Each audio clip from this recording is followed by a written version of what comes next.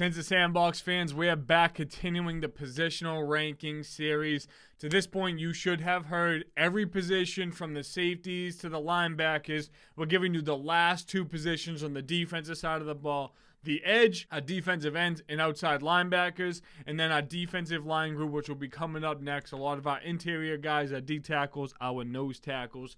Twan, I think this edge conversation is really going to cause some controversy. I want to start off by saying no Hassan Reddick. I know you're a big Hassan Reddick guy. Not in mine either. I feel like he didn't have the crazy year. I feel like there was a big drop-off from last year. I know that that's a really talented group, and I just feel like for the numbers that he has had, it just wasn't up to par. But I do have your guy, Aiden Hutchinson, off the list. Look, Aiden Hutchinson, very respected pass rusher, a top in the league.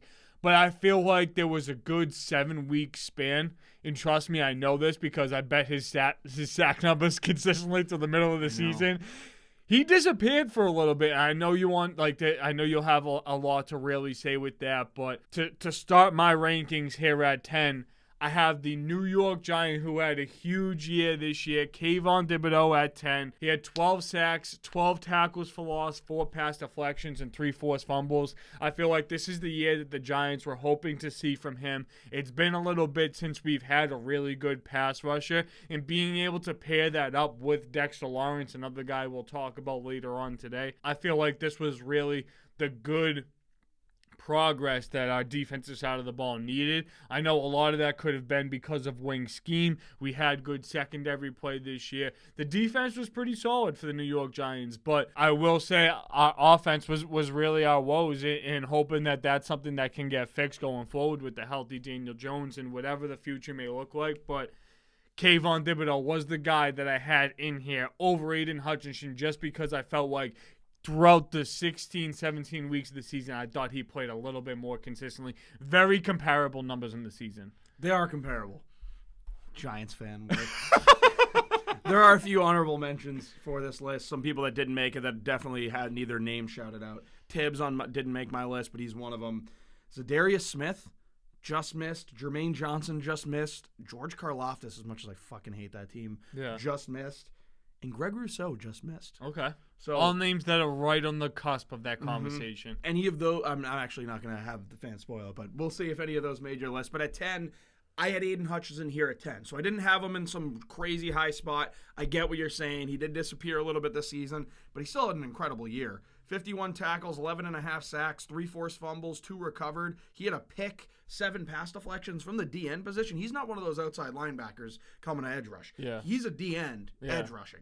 He gets mugged 90% of the time. Now, we're going to talk about someone on this list that actually gets mugged 99% of the time. Yeah. And they're going to come up later, and that's why they're so high on the list. But I got to put respect on Aiden Hutchinson's name. Still had an awesome year this year, and for a defense that was very bad against the pass, he was one of their bright spots, along with a safety that was in my list as Brian Branch. Yeah, absolutely. And I respect his game a lot. I feel like he's going to be a huge part to the Lions' success going forward.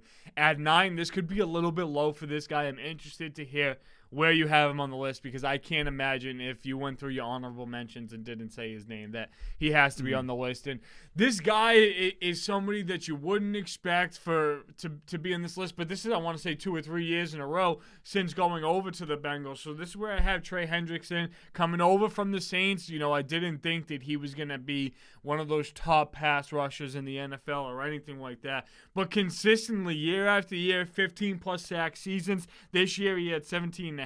He's involved in the run game with 16 tackles for loss. I feel like he is filling a void that Bengals team has had for such a long time, and I know that this was a really disappointing year. There wasn't too many players on that Bengals offense or defense that got a lot of love or recognition for their play, with the exception of maybe the coaches and Jacob Browning, who pretty good fill-in for Joe Burrow there. But honestly, I loved the Browning era for a little bit. It was a fun time. This is a big Bengals guy this year, that's why. I like the Bengals. Early Super Bowl prediction, how about this right now? Cincinnati Bengals. Okay. Wow. Joe Burrow coming back. I mean, he is Pat Mahomes' daddy, so. We will see what happens. But Trey Hendrickson here at 9, I feel like he could be higher on the list with the numbers that he was able to put up this year, but this is a very respectable list. So Couldn't put him. I mean, he's got to be on the list. It is a little low for me, but I mean, appreciate you putting him in the list because he obviously deserves it. But I mean, I think we're gonna have a couple flip flops here. Next guy that I have might be low on your list. Montez Sweat. Yeah. So I had Montez Sweat here at 9. Went from Washington to Chicago, 57 total tackles, 12.5 sacks, 3 forced fumbles, 4 pass deflections, but the numbers don't say everything he did. He came over to Chicago, and that defense immediately got better. Yeah. So his ability to change from team to team, make Washington's pass rush look good because he's on it, and then have Chicago's defense just overall get better the second he joins. There's no reason he shouldn't be on my list. He's here at 9. Montez Sweat on Chicago. Great year. I expect he's going to be climbing up this list in a year to come. No Sweat on the list. No Sweat on the list. Yeah, man. so I know you're going to have a real big name that didn't make the list, and I'm dying to know who it is. You're gonna ball bust before. I'm dying to know. A real big name that didn't make the list. Yeah, you have to. At 8, this is where I had Danielle Hunter. On your list? Yep, he's on my list. All right, so this is even going to get more spicy as we creep closer to 1. But year after year, this guy is in trade conversations. The Vikings have counted him out. I'm pretty sure they've had multiple law cases on this dude just for some anger issues and whatever else the case may be. But whatever the narrative is about Danielle Hunter, he continues to put that aside with his play on the field. So maybe he's a maniac off the field. Maybe he's a maniac in the locker room. No idea. But if he can give me 16.5 sacks and 23 tackles for loss every single year, you could be the maniac all you want as long as players like playing with you. To do it at his age, too, is nuts. He's an older guy, and he had a little bit of a tough year last year, and I know he was kind of banged up, but I mean, what a great season he had. Now, I'm not going to talk about him too much because I'm going to get to him a little bit later, but Danielle Hunter, man. Yeah, and I just feel like that Vikings defense, is still on the up and up with Brian Flores there. As long as he's still, a coach as part of that staff, I do have, a lot of faith that they will be a good unit, and they don't have the personnel yet. We talked about a Cam Bynum. I think they're lacking a little bit at the linebacker position. Being able to have a guy like Hunter up front, I feel like is only going to help to round out that team. They continue to invest in the defensive side of the ball and figure out what that quarterback scenario is going to be, and if Justin Jefferson is going to be a part of the future. I feel like that's all a huge part, but you can't neglect the season that Danielle Hunter had with the absolute crazy stats. Love it. Great pick. My number 8, career resurgence out there in LA for Khalil Mack. What a season from Khalil Mack. Now, I get 6 of his 17 sacks came in one game. I get that. But the dude was on fire, and this is coming after a couple years where it was shaky, where you're like, he's washed. On the back end of his career. He's not. He just doesn't got it anymore. Yeah. Sure as shit.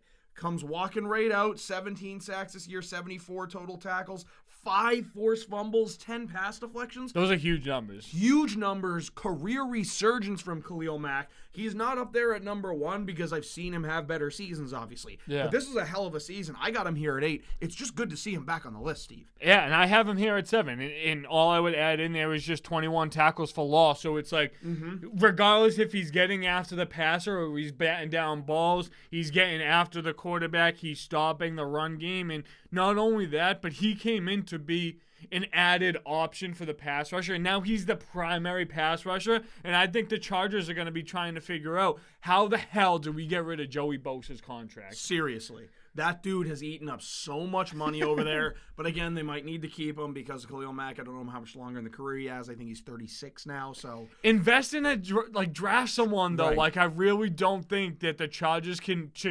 contend to win that division or a Super Bowl at that with Jim Harbaugh by paying a dude $30 million to play 6 games a year. While you got Herbert on the other side getting paid a lot, too. And we talked about it a lot last year with the amount of injuries and the dollars that were spent on that. It's year after year the same trend for the Chargers defense. The only way you could change it, change the players, change the personnel. I'm sure the defensive scheme is going to be extremely different, but I think 8's a good spot. I have him here at 7, so not too far off.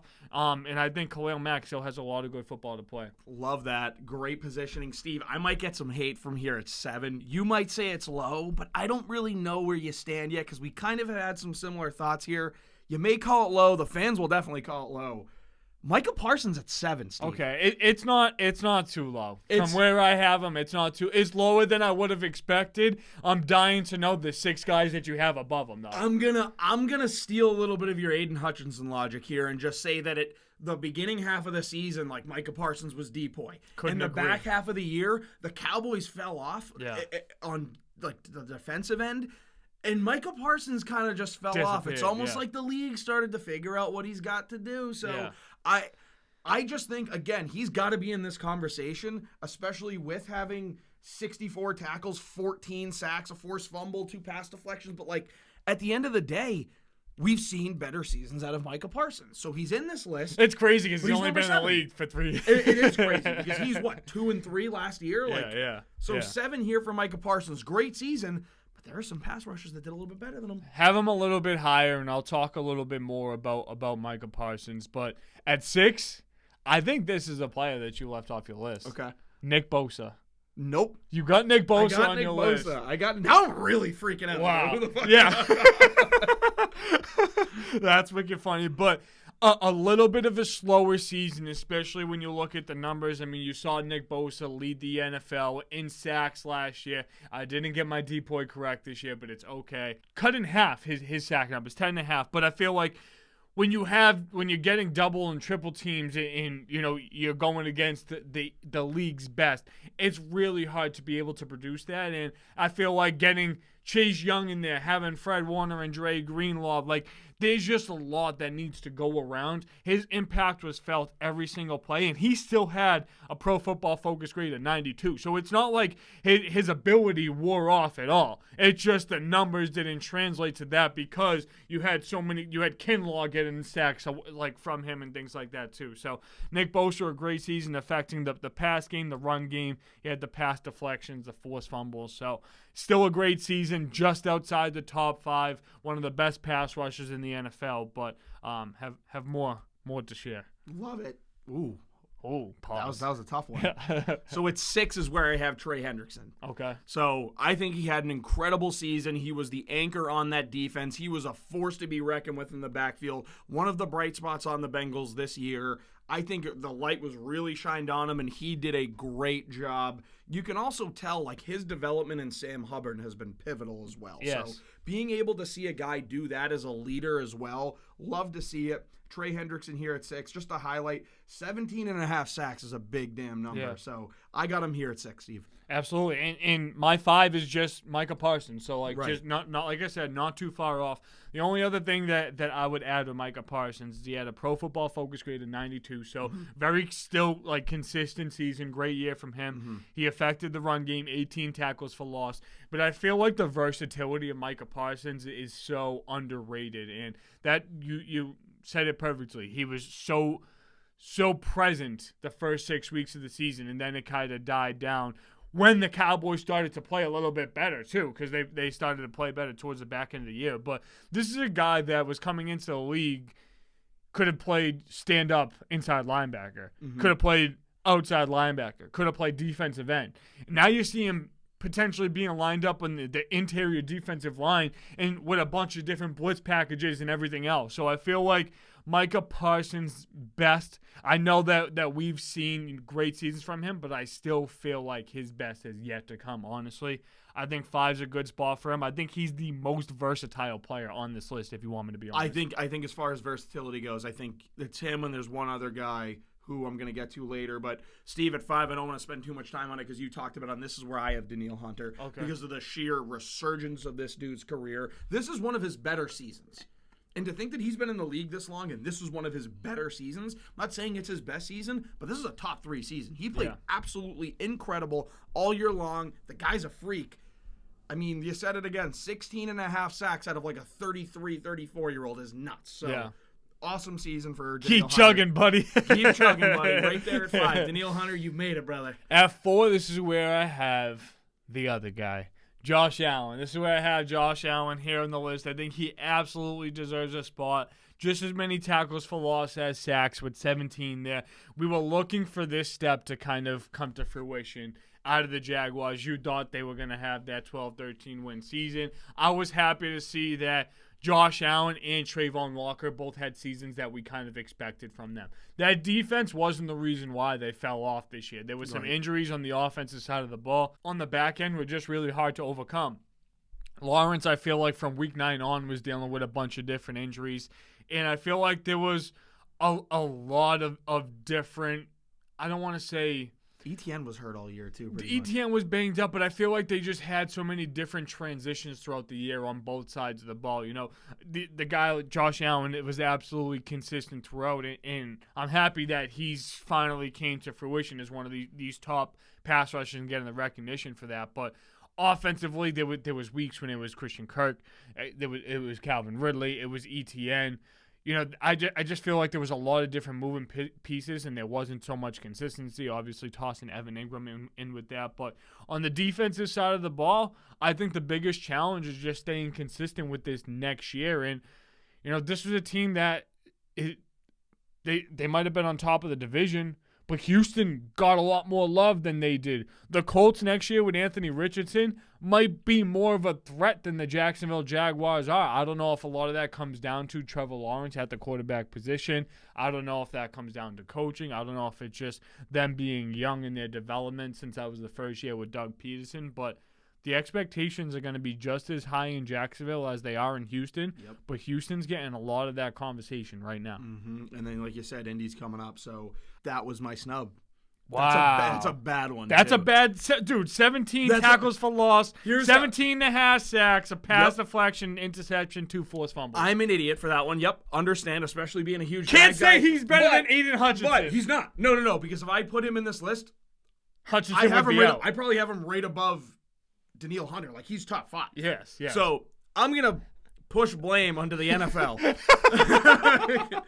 The NFL spends all their time absolutely glazing Casey and San Fran and all you these don't even get a Casey guy on the list. teams. Stop all it. these flashy Stop teams, and they always leave out Josh Allen. Josh Allen does not get talked enough about, and I can't believe. And I did it.